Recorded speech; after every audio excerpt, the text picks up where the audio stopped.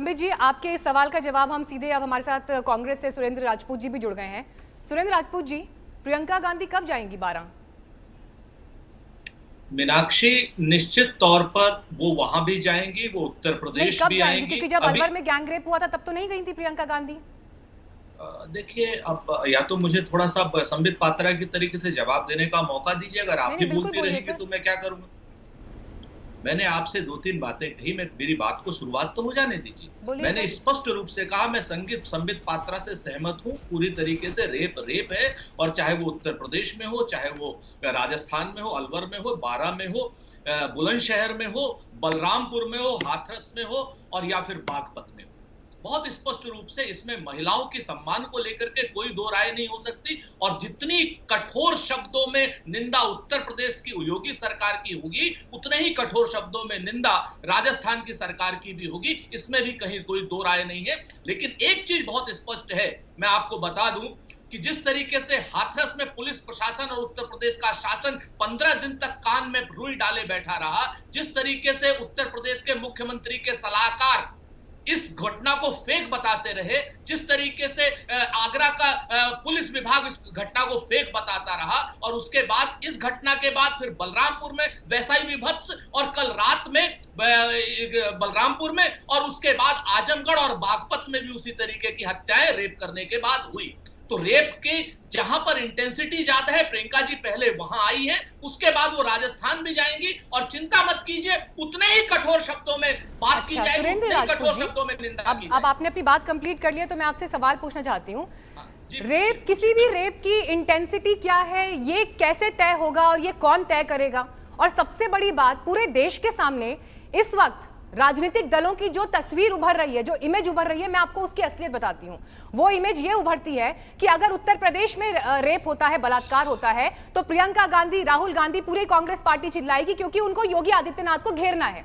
लेकिन वही रेप अगर राजस्थान में होता है तो अशोक गहलोत से सवाल नहीं पूछे जाएंगे, सचिन पायलट से सवाल नहीं पूछे जाएंगे, प्रियंका गांधी चुप रहेंगी, राहुल गांधी चुप रहेंगे, सोनिया गांधी चुप रहेंगी।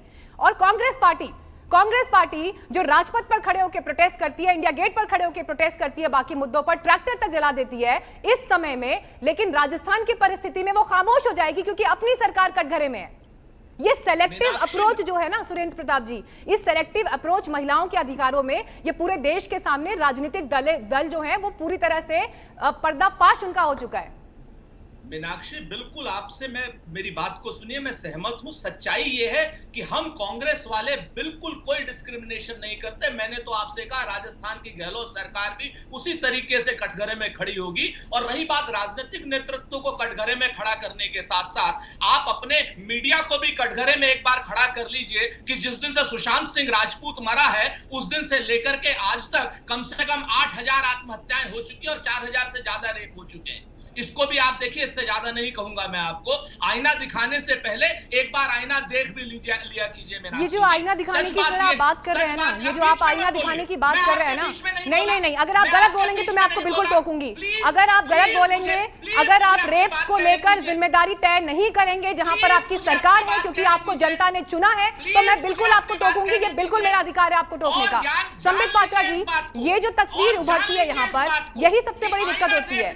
सुरेंद्र राजपूत जी जिस तरह से बयानबाजी कर रहे हैं, गलत को गलत एक्सेप्ट करने की बजाय उसकी जो ये लीपापोती की कोशिश हो रही है, जब तक ये व्यवस्था नहीं बदलेगी, मुझे नहीं लगता यहां पर कुछ भी बदलने वाला है।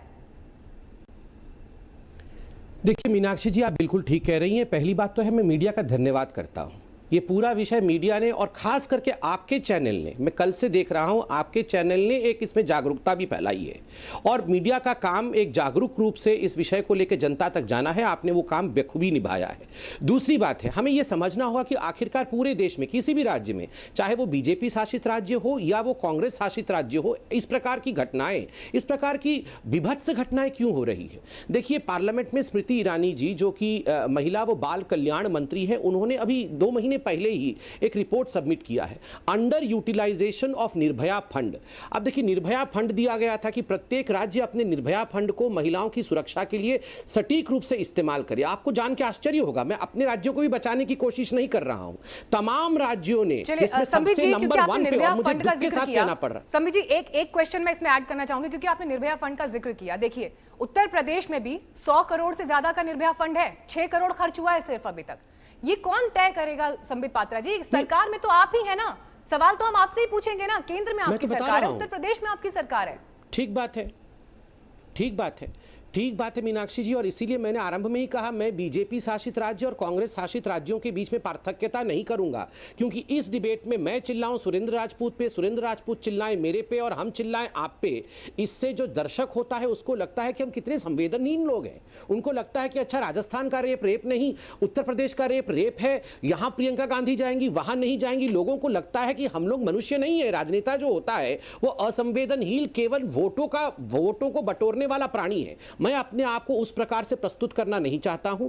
जिन भी राज्यों ने, मैं बता दूं, सभी राज्यों ने अंडर यूटिलाइजेशन किया है और सबसे अच्छा रिकॉर्ड अंडर यूटिलाइजेशन के बाद जो थोड़ा भी यूटिलाइज किया है उसमें अच्छा रिकॉर्ड हरियाणा का है। हां, एक कांग्रेस राज्य छत्तीसगढ़ ने भी थोड़ा बहुत इस्तेमाल किया है, मगर बाकी राज्यों ने, और दिल्ली में बता दूं सबसे अंडर यूटिलाइज्ड, अगर सबसे कम फंड यहीं यूटिलाइज हुआ है तो वो दिल्ली में हुआ है, क्योंकि निर्भया का पूरा केस दिल्ली से आरंभ हुआ था। तो मैं बिना राजनीति करते हुए सभी राज्य सरकारों से एक निवेदन करना चाहूंगा कि महिलाएं, माताएं, बहनी, उनके सुरक्षा के लिए आप निर्भया फंड का इस्तेमाल करिए। और निर्भया फंड जो कि केंद्र ने बिल्कुल उचित समय पर जो राशि आपको पहुंचाना चाहिए वो पहुंचाया है, आप उसका इस्तेमाल करिए। उससे हमारी बहनें, हमारी बेटियां सुरक्षित रहेंगी। निर्भया फंड के इस्तेमाल की आप बात कह रहे हैं, लेकिन मैंने तो आपको उत्तर प्रदेश का ही उदाहरण दिया जहां पर अंडर यूटिलाइज्ड फंड सिर्फ 6 करोड़ खर्च हुआ है, जबकि 100 करोड़ से ज्यादा का निर्भया फंड जो है दिया गया है, उत्तर प्रदेश को एलोकेट किया गया है, देश का सबसे बड़ा सूबा है।